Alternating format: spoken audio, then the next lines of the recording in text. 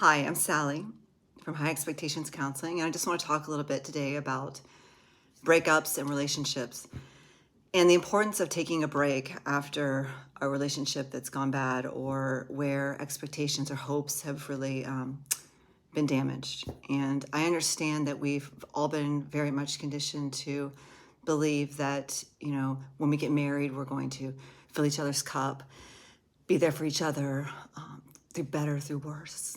I understand that, but I hate to say it, but it's kind of smoke and mirrors. It's like, okay, I'm going to fill your cup. I'm going to fill your cup. But where's your cup? Where's your cup? Hold on. I don't know. Well, where's your cup? I don't know. I don't know what I need, but I need you to know what I need and to fill it up and meet my needs. Okay, that's going to be hard. Why? Because it never was anybody else's responsibility to fill your cup but you. What does that mean? It means no one's going to know you better than you are going to know yourself if you do the work. Most people are afraid to do the work of understanding who they are. Why? Because their sensitive, fragile little ego is like, I don't want to look at the dark side. I don't want to look at things that might be uncomfortable. That doesn't feel good. That doesn't feel good. It's like, well, stepping on a rock without shoes doesn't feel good, but you get over it. I mean, are you kidding me? So let's do this. Let's surround ourselves with people who agree with us and tell us how wonderful we are all the time. And then we never have to feel bad, ever. And guess what? You'll never, ever grow, mature, and increase your frequency. What do I mean by that? What I mean by that is there are people existing at levels of consciousness where they're always constantly watching their back, always believing people are out to get them. They always have the need to be right.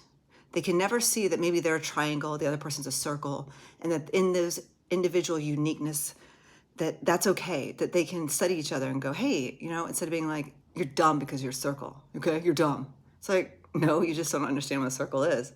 It's like, I may not understand what a circle is, but I'm willing, because I invest in you, I invest in people, I invest in the human race, to understand by listening to you and not trying to throw my agenda down your throat. How's that? How's that?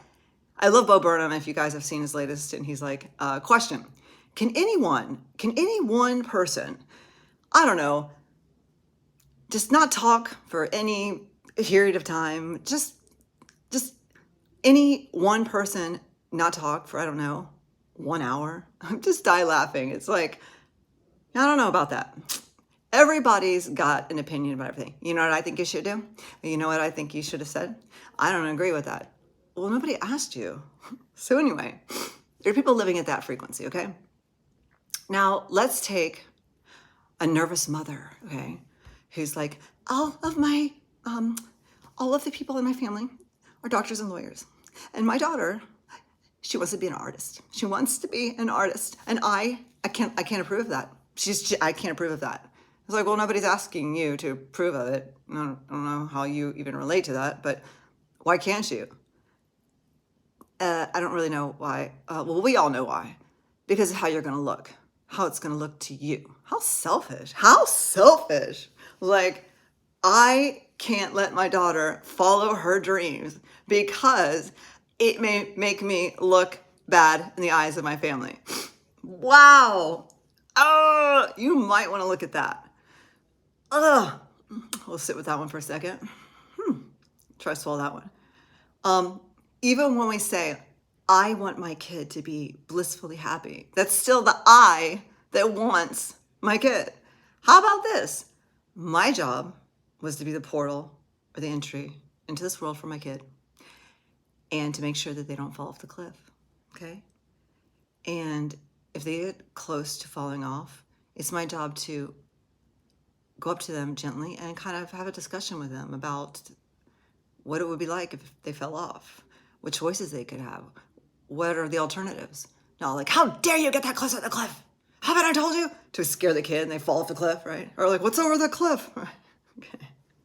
Anyway, so as we get back to relationships, so as we get out of these relationships, the smoke and mirrors start to lift, okay? And this idea that like, okay, obviously that relationship didn't work because they didn't fill me up. Well, Okay, I'll fill you up if you could explain to me what that means. You weren't there for me. Okay, I'm trying to understand okay, I want to be there for you. Can you please explain to me what that looks like? There for me. No, I don't know. Can you please explain? Whatever, just whatever. Well, if you can't explain yourself, why are you getting mad at other people for not understanding you? And if you need people to get you, that's probably because you don't get you. Surprise! If I need, yeah, you just don't get me. Yeah, you just don't understand what I'm trying to say. No, you just don't get me. It's like, all right, well, I guess I don't get you. The world goes like this. Most people are like, we don't care to get you. We don't even care. Okay. The other part is like, we're trying to, but we can't quite understand what you're saying. And then another portion's like, don't really care. So if you need people to get you, you'll spend an eternity. But can you explain yourself well enough for people to get you? And know this, at the end of the day, they can get you maybe 80% because we're all kind of the same, but they may not get you. Is that okay? Or you're like, no, you still don't get me. Well, I'm done sitting here trying to get to you. I'm really just don't care that much. And is that okay? Can your ego handle that? Can your ego handle that? Most people are like, no, I need you to get me. Why? Where was it written that somebody's going to get me? That's the greatest illusion. Yeah, but you don't get me. No, I don't. And I'll let you know when I'm interested in trying to. How's that? Sounds good? Good. And if you're okay with who you are, you're like, sounds good. I'm going to get back in my lane, do my own thing. And you do too. Great. And then in that, we understand that we play our own beautiful music.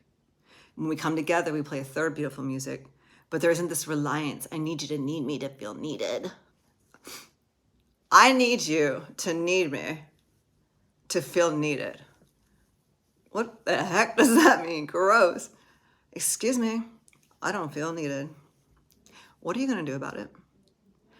Let me think. What do you want me to do about it? Hello. I'm not feeling loved. Oh, I'm so sorry. How can I make you feel loved? You should know. Oh, I don't. I'm sorry. I don't know your definition. With 7.5 billion people on this planet, they might all have different definitions of love. But I'm willing to sit here and wait till you tell me your definition of love. Ready? And we're waiting. Waiting. Oh, you don't have one? Right. Love is to be there for each other. Yeah, I don't know. Love is to. Love means you show up on time for dates. Okay. Love means you put the other person first. Whoa. That's codependency. I put my partner first. Why? Wait, why? Because that's what love does. I don't know. Let's explain what love might be. Think of a flower, okay?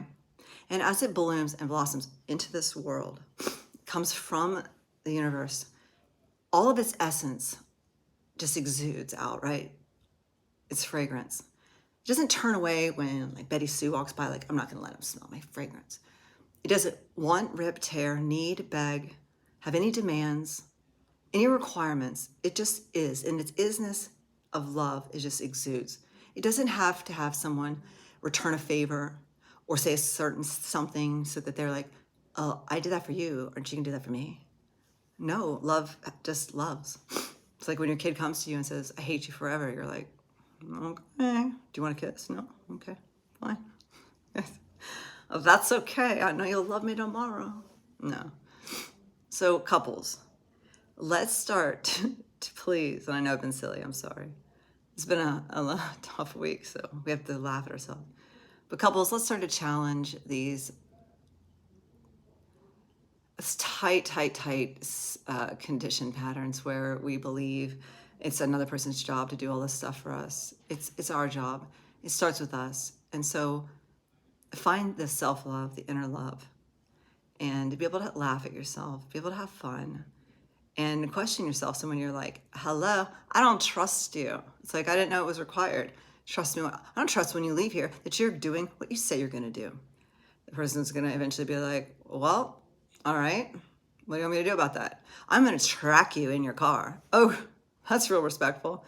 Okay, then guess what? What misery for that person. Now you're going to entrap yourself into tracking a partner. You're always going to find something wrong. You were at McDonald's when you said you were going to Wendy's. Oh, yeah, I changed my mind. You're not allowed to change your mind. I don't trust you anymore. Like, I figured that much. Anyway, guys, lighten up, okay? Know yourself. Take time apart. Take time off from a relationship to really get to know. And then when you do meet someone, you'll meet them at a higher frequency where there will be no unrealistic expectation, no need for the other person to get you. It's just like two people evolving around each other, kind of doing a dance, and you come and go as you need. You do your own thing, but there's this knowing that there's a connection and it doesn't require a tit for tat or right or wrong. So thanks so much. Have a great day.